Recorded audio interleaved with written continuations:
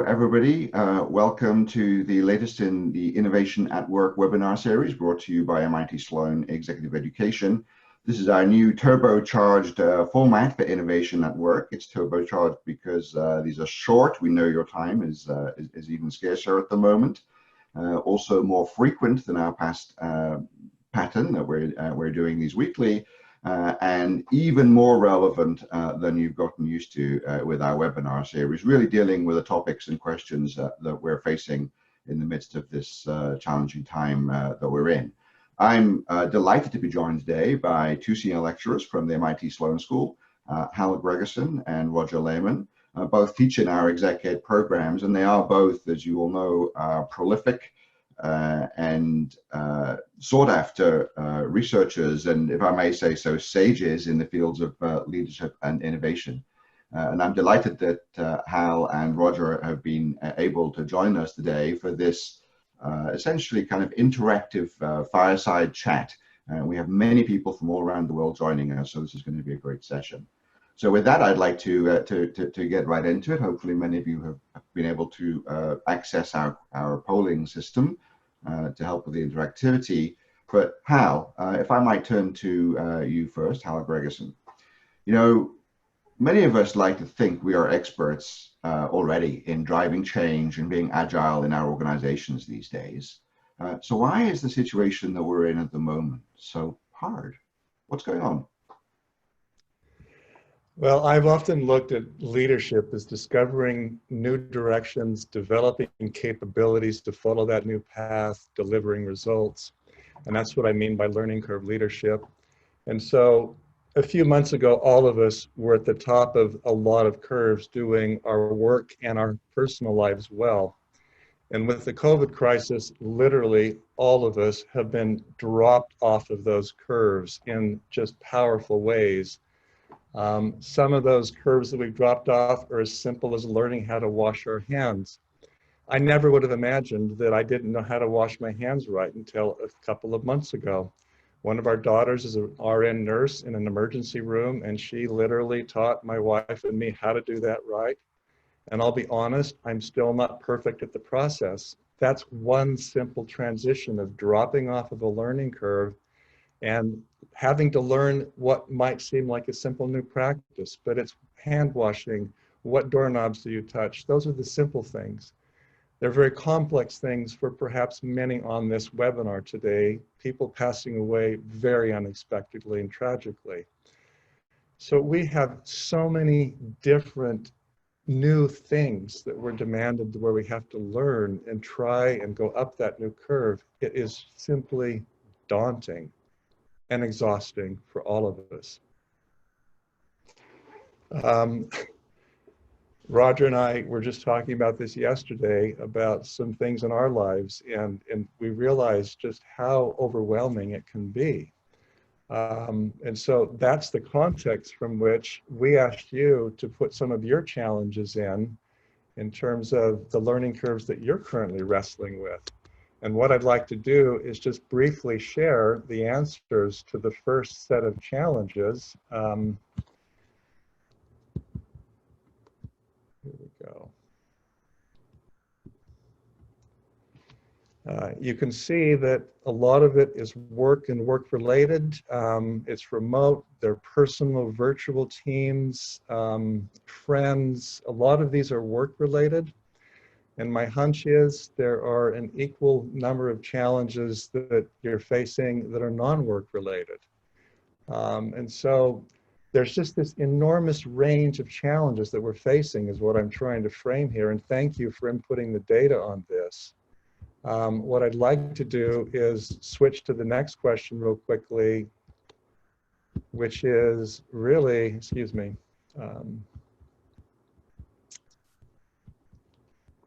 it's really a question around what is the feeling that we have when we land in the bottom of that learning curve and jump off and have to start a new curve. And you can see the three big words here are frustrated, anxious, uncertain, overwhelmed, exhausted, scared.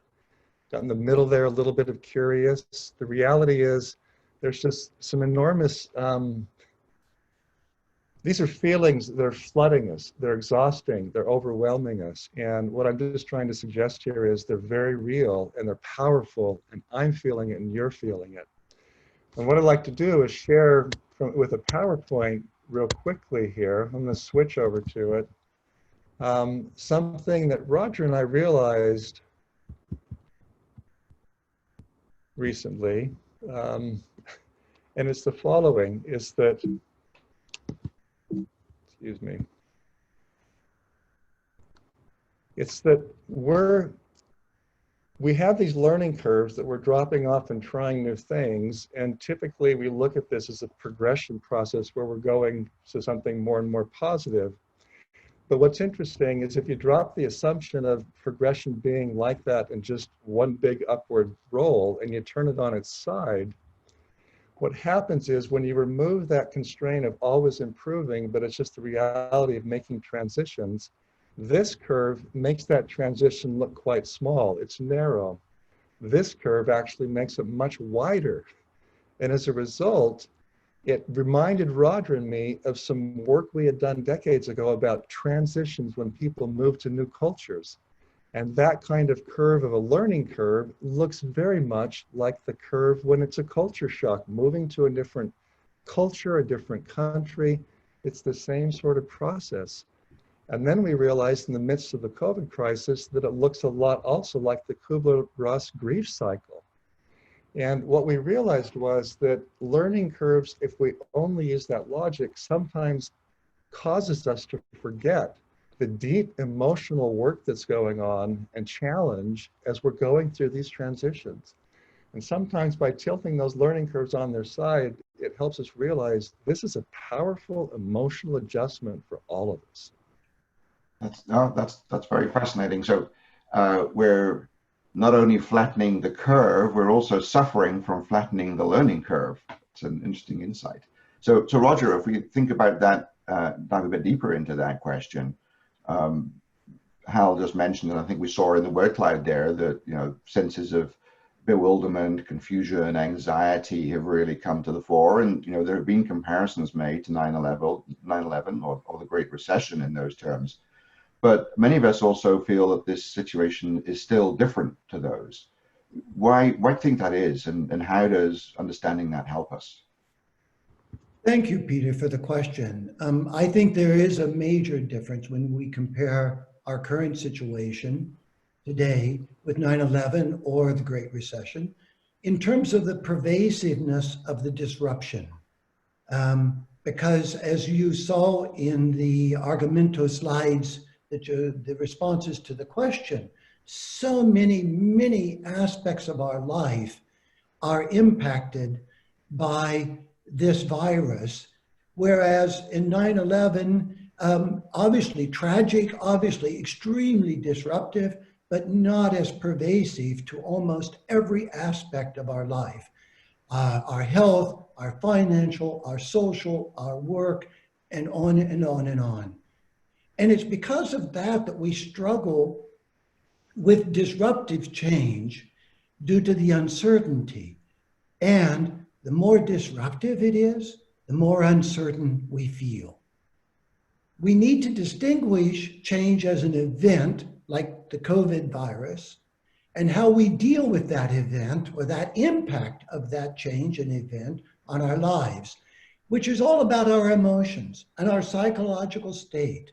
And this is exactly why we want to focus on the human side of change. I think we could say the human, emotional, psychological aspects that go on, particularly in very disruptive change. They're there in all change. They're hyperly magnified in a state like the one we're in now. As Hal mentioned, we're flooded with emotions. We're flooded with our own emotions, but we're also flooded with the emotions of people around us, our children, our spouses, our parents, our friends. Those emotions run the full gamut of fear and anxiety, uncertainty, confusion, and again, much of what you've already responded to in the Argumento question. one of the things that's so important to understand is all change brings some degree of loss, and disruptive change brings a lot of loss. Fundamental principle in the human response to disruptive change is the necessity of us to acknowledge the loss and to be able to mourn. We talk about grief and mourning. Grief is a response to an event, of a significant loss. Mourning is the process of working through that grief. And when you think about it, every culture has rituals to support us in our mourning in times of bereavement. But we often trivialize, discount, or even avoid the need for rituals to help us mourn the loss of our routine, the loss of our office space, the loss of our working with colleagues, even things like the loss of our favorite cafe or our restaurant. And the list goes on and on and on. So, like the briefing we all hear when we're sitting in an airplane, plane's getting ready to take off, one of the flight attendants reminds us that in the event of emergency, the mask is going to drop down, and the first thing we have to do is to put the mask on our own face before helping others. Peter gave me this analogy a couple of days ago, and I really appreciate it because I think it hits the nail on the head. In terms of grief and mourning, we first have to accept it ourselves. We have to face it. We have to acknowledge it. We have to be able to mourn our losses before we can effectively assist others in navigating their learning and loss and transition journey. So my plea for all of us is to actively acknowledge our losses, to create opportunities and rituals that enable us and others to mourn those losses, to allow people to talk about even what we think is trivial may be really super meaningful to them, to create the space for them to share with us, to engage with them. And by doing so, we will all more effectively navigate the human side of disruptive change.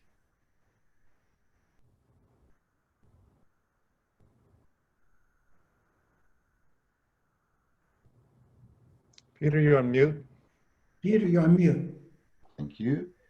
The challenges of virtual working. So to rephrase that very briefly, in terms that we understand in the MIT community, Roger, you're talking about moving from the idea of an event to a process, and how do we process ourselves, what we're facing and what our teams and our families and our colleagues are facing. So with what you've both just shared, what is it, this is a question to both of you, that we as individuals and also as leaders can do to help ourselves put our oxygen masks on, and others not only survive but thrive in this moment and whatever future reality ensues. And we've been talking about the need to get the discussion from restarting to reinventing everything that we do. How do we set about that? It's a good question, Peter. I want to just summarize a couple of things that I think are really important. As leaders, we almost always have a bias to action. And what Roger and I are inviting us to do is, on the one hand, we do have to act, and there are emergencies. And trust me, my emergency room daughter, who's working today in an emergency room here in the Boston area, she knows what it means. You've got to have a bias to act and get things done. I get it. But the challenge is, if all we think of is ourselves consistently going up those learning curves, then it's just some intellectual and behavioral process of learning new skills and moving on.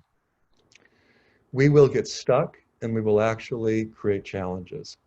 And so what Roger's tried to frame, what I'm trying to frame, is that literally we've got to both act and at the same time step back and create a safe enough space for people to acknowledge and explore the emotional terrain of what are difficult transitions. And that word cloud before, anxious, uncertain, frustrated. There's a lot of stuff going on out there.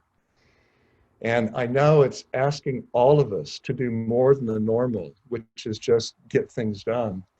But in this case, getting things done can happen a lot better if we just step back. Yesterday, I want to tell you about something that's personal, forgive me, but I think it's relevant. Last week, one of our cats had some routine surgery that was necessary and very unexpectedly died in the surgery. My wife and I have had some very difficult moments because she's like a family member.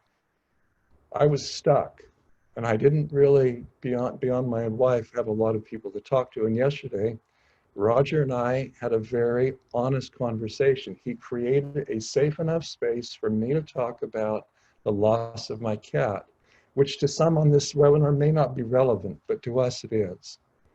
And I don't know how to put in words the gratitude I felt for Roger doing that real time yesterday when we had things to get done.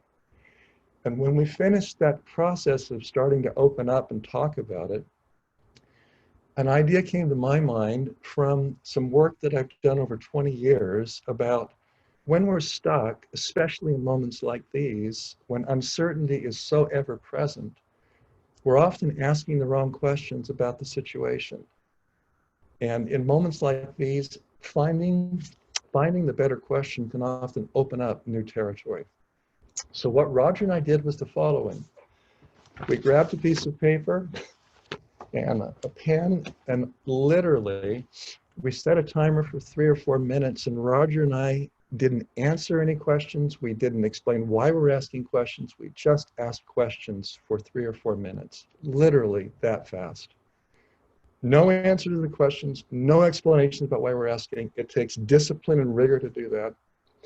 And at the end of those 20 questions, my energy, my feelings moved from negative to positive. I had some ideas about what we might do differently. I went upstairs and put some candles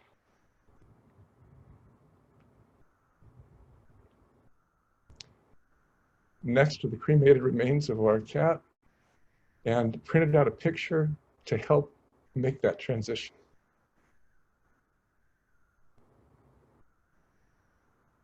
What I'm trying to suggest here is that the act of simply asking questions, oddly enough, can help us make more progress in times like these. So what we'd like to invite you to do is to do what Roger and I did yesterday. That challenge that you have, one of the most crucial challenges you're struggling with, one that matters a lot to you, one that you're trying to make progress on, but you might feel a little bit stuck on, especially emotionally. Grab a paper and a pen, grab your phone, grab a tablet, grab your computer. I want you to just take 1 minute. We're all going to do it. I'm going to do it as well. Just take 1 minute. We don't have 4 minutes. Ideally, it's 3 or 4 minutes, folks, but just take 1 minute. Write down at the top of your question, here's my challenge. We already know how you feel about the challenge. You've shared that with us. Just take a minute to write down as many questions as you possibly can. And if you happen to be sitting with somebody else in the room who wants to do it with you, do it together. Just take 1 minute. I'm going to set my timer. Ask all the possible questions you can about that challenge. I'm going to do the same. Here we go.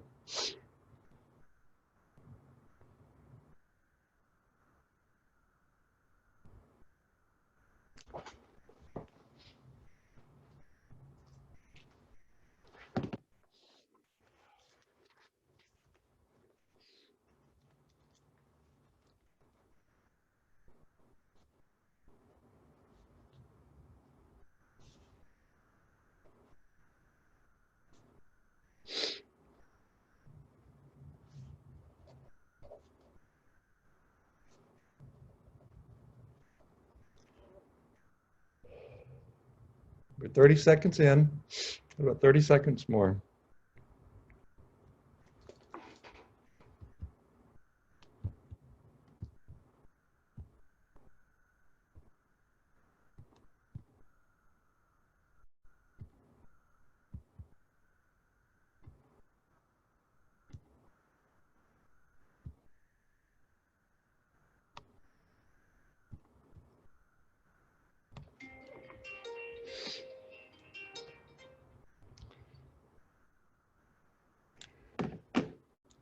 So that was a minute. Usually I do this, like I said, for 3 or 4 minutes. We don't have time for that.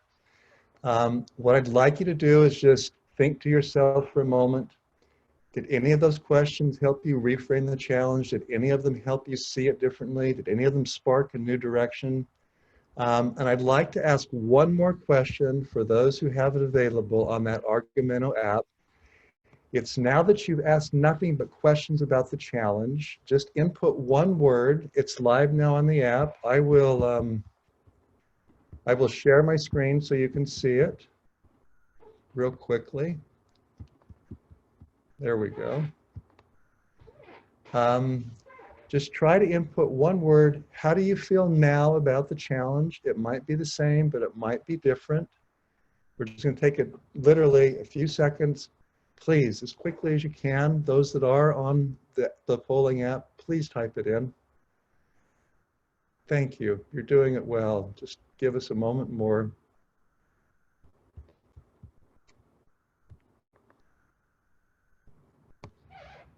And we're going to leave it at that. Well, let me refresh that because we have about 60 on. Got a 90 now. You can see hopeful, optimistic, trust, open, purposeful, honest, relieved, energetic. I'm going to leave it at that. 85% of the time, stopping just for a moment, whether it's you, your team, your family, your grandparents, your children, your grandchildren, I don't care what the challenge is. If you're stuck, sometimes taking that single minute or two and doing it yourself with other people like we just did helps change our energy, gives us insight, helps us move through that emotional and behavioral and intellectual learning curve that we're all trying to get through.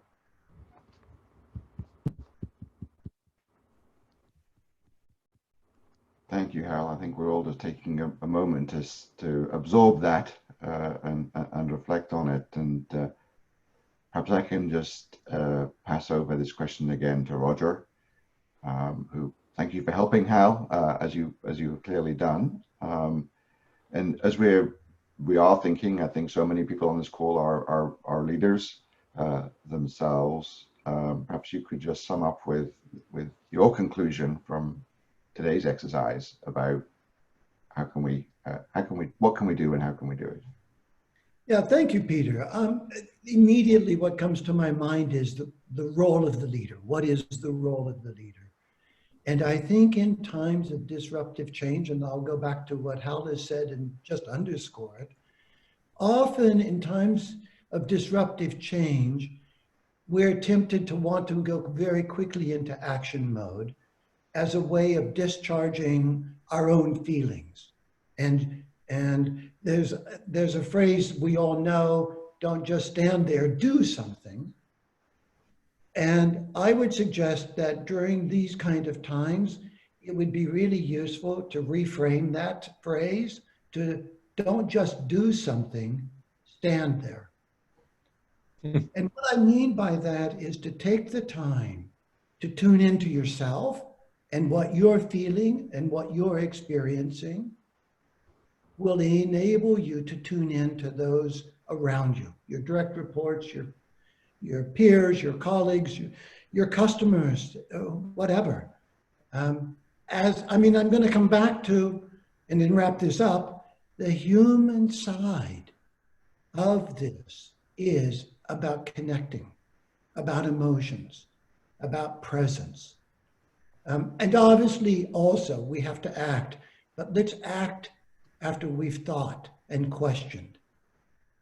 And my final comment, sorry, Peter, is one of the real advantages of asking questions is it prevents you from going immediately into action. And in the end, I would add, Roger, it helps us take better action. A good friend of mine and colleague, David Brashears, who's climbed Everest 5 times and led multiple expeditions into the unknown, He taught me at one point the simple phrase, stop, breathe, think, act, when you're facing an uncertain terrain. And that doesn't take that long. And I would just slightly modify it to stop, breathe, question, act. And if we just take that moment, it sometimes can prove quite valuable, as we're all, every one of us, trying to weave our way and navigate through this very unknown terrain. Thank you, Hal. Thank you, Roger. This, I think, has been profound for all of us. We really appreciate your sharing your thoughts and insights with us. If folk would like to read more of Roger and Hal's work, I think we're about to share a slide that has some further reading material from their recent and not so recent books. And of course, they also both teach in numerous programs, including creating new ones in the executive education portfolio. And I'm sure they'd be delighted to spend more time with anyone who's interested in learning more from with them during the time to come, whether that's online or eventually back in person on campus, which we know will eventually, of course, be something we'll be able to return to. So thank you all for joining us. Thank you, Hal Gregersen, Roger Lehman, for a really fantastic discussion. And I look forward to welcoming many of you to the next in our series of Innovation at Work webinars. Thank you, everyone. Be safe. Thank you. Yes.